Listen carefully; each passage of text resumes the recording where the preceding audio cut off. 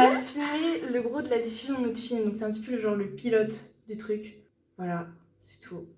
Attention, spoiler alert. Voilà, spoiler alert, si vous voulez pas être spoiler notre film, le regardez pas, regardez-le.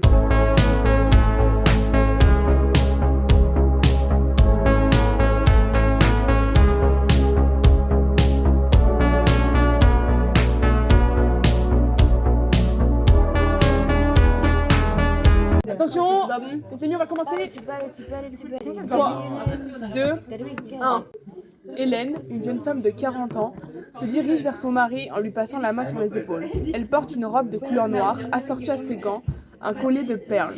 Richard, la quarantaine, portant un costume de trois pièces, distribue des cartes. Hélène s'assoit lorsqu'elle reçoit ses cartes. Clément portant une chemise en soie et un pantalon large.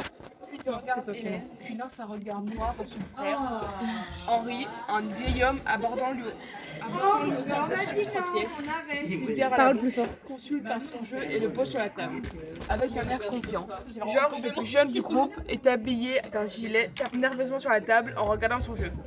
Maintenant que les cartes sont distribuées, le jeu peut commencer. À toi. Hélène, la small blind, 1500 francs. Elle dépose l'argent délicatement et doucement au même moment.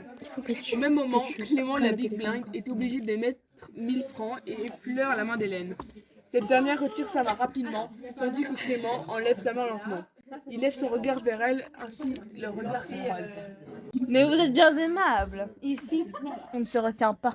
Après avoir dit sa phrase, il relance avec 1500 francs en lançant nonchalamment son argent. C'est ça là. Georges suit avec 1500 francs d'une main peu sûre de lui. Richard relance avec 2000 francs de sa main gauche qui porte une alliance, abordant un geste ferme. Cela est vrai, mon oncle. Mouillez-vous un peu, vous autres. Hélène suit son mari. Elle affiche un air pensif et de sa main gauche se tortille une mèche de cheveux. J'aimerais bien me faire une coupe à la garçonne. Tiens. Comme Louise Brooks.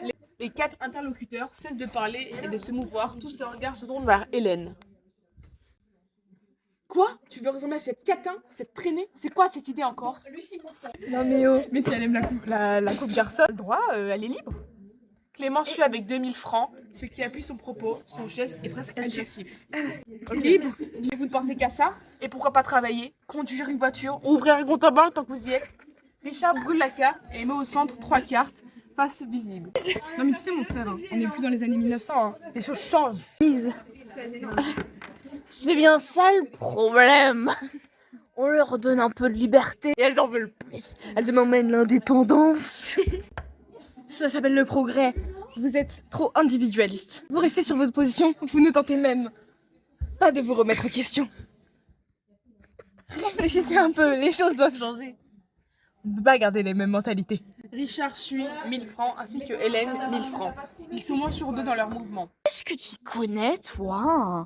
Tu viens juste de naître. Avant la guerre, on ne trouvait que des gens respectables. Et ce sont ces mêmes gens qui sont morts car ils sont vaillamment combattus au front, ne laissant que les lâches. Ces lâches, comme tu les appelles, essaient de survivre du mieux qu'ils peuvent après la guerre. La France était en ruine et endettée. Il faut bien qu'on progresse pour se sortir de cette misère. Je me couche. Tu sais, Clément, tu devrais lire les idées de Karl Marx. Je pense que ces idées te plairaient. T'es devenu complètement fou depuis que t'as découvert les idées de Karl Marx. Un communiste dans la famille, ça suffit pas. Tu vas pas convertir mon frère non plus. Dans ton autoritaire, laisse-le penser ce qu'il veut. Tu peux pas contrôler les pensées des gens, même si tu le désires. Pour autant que je sache, ces idées sont différentes de la norme. La société dans laquelle on peut prospérer est celle dans laquelle on vit actuellement, et pas une autre. Prospérer. Tu crois vraiment qu'on est tous comme toi? C'est vrai qu'être un homme riche dans une société patriarcale capitaliste, ça aide. Mais moi, ouvrier de la classe basse, cette société me détruit à petit feu et me ronge, car je coule sous les dettes. Richard check, le vieil se casse. Les 5 interlocuteurs se taisent. Hélène check et se lève pour aller changer le 10 comme étant celui de Joséphine Baker. Pendant qu'elle était debout, Henri et Georges check.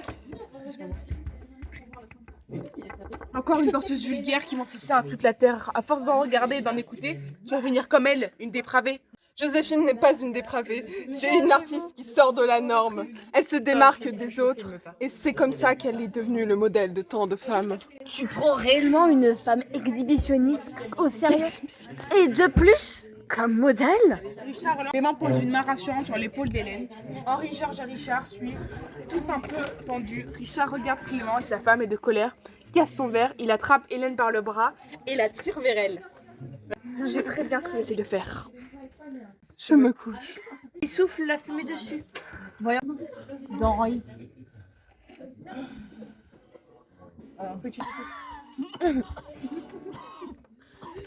Vous êtes devenus de grands amis maintenant. Ta mère! Je ne peux pas fraterniser avec un communiste. Et donc j'y suis. Tapis. Et moi, ça baptise avec un facho. Moi aussi, tapis. Arrêtez tous! Je refuse l'utilisation de ces termes sous mon toit. Tu n'as pas tout le monde à dire, toi, avec tes idées de coupe garçon. Je sais qui peut le plus honte dans cette famille. Fallait choisir une femme muette. Ose me répondre ainsi? Arrête de te comporter comme ça avec ta femme. Tu devrais la chérir et l'aimer infiniment. Mais c'est toi qui l'aimes. Ah oui, c'est vrai, tu regardais. J'ai gagné. Il prend tout l'argent sur son avant-bras qui était pas sorti. Mais ils sont sortis. Je retourne parti. Que le personnel s'amuse maintenant, si vous me permettez.